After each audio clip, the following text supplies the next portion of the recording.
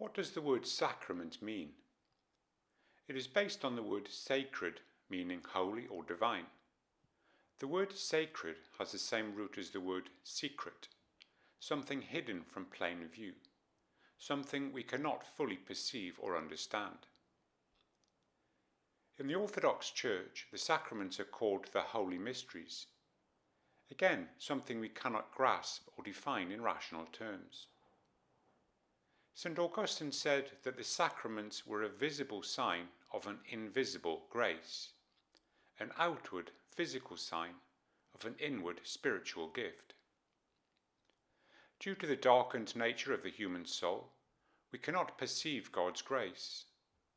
God, in His infinite mercy, has given us the holy mysteries, so that we can begin to encounter Him. We are physical beings, so God uses physical means to express His love for us. The holy mysteries are God's greatest gift to man, the gift of Himself. The mysteries are not just something God has sent us, they are God Himself.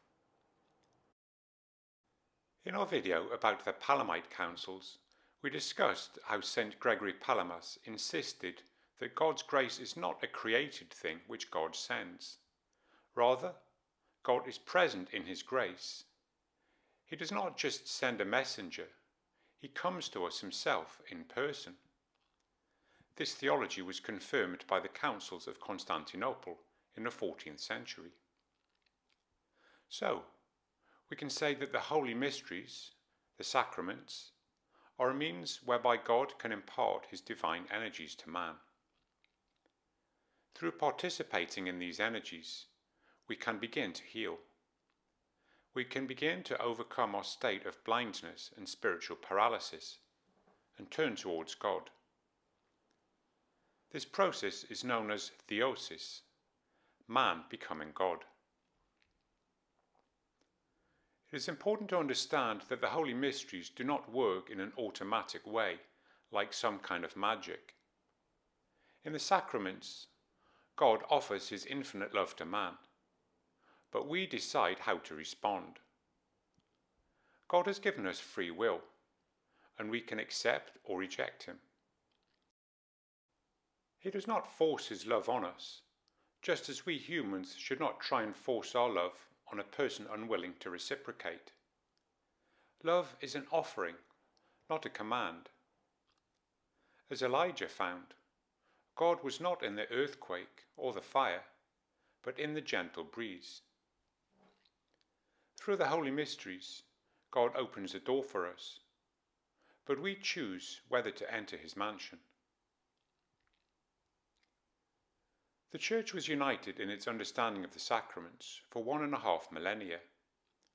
Our videos about the Church councils show that there was never any disagreement about them. In the 15th century, however, the Protestants limited the number of sacraments to 2, baptism and the Eucharist. Some even denied the real presence of God in the sacraments.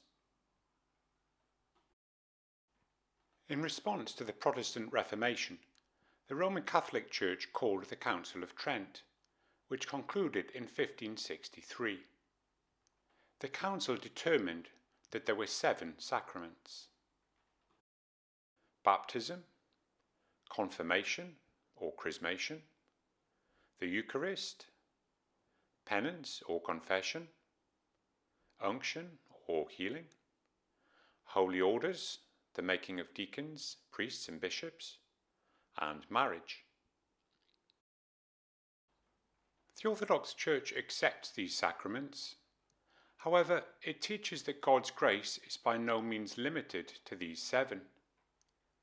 Other services of a sacramental nature include monastic tonsure, the consecration of a church, and the funeral service.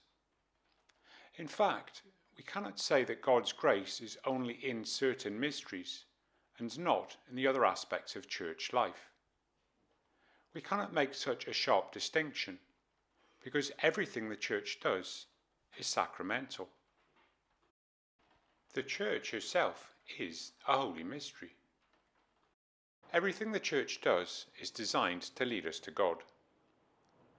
By participating fully in the Church, the body of Christ, we overcome our narrow selves and become united with the divine source of the universe.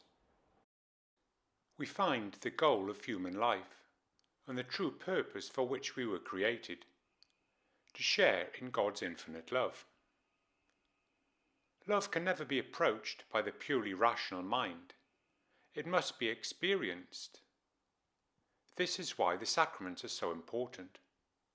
In them, God's grace transforms us from the inside, through a mystical marriage of human and divine. Taste and see that the Lord is good.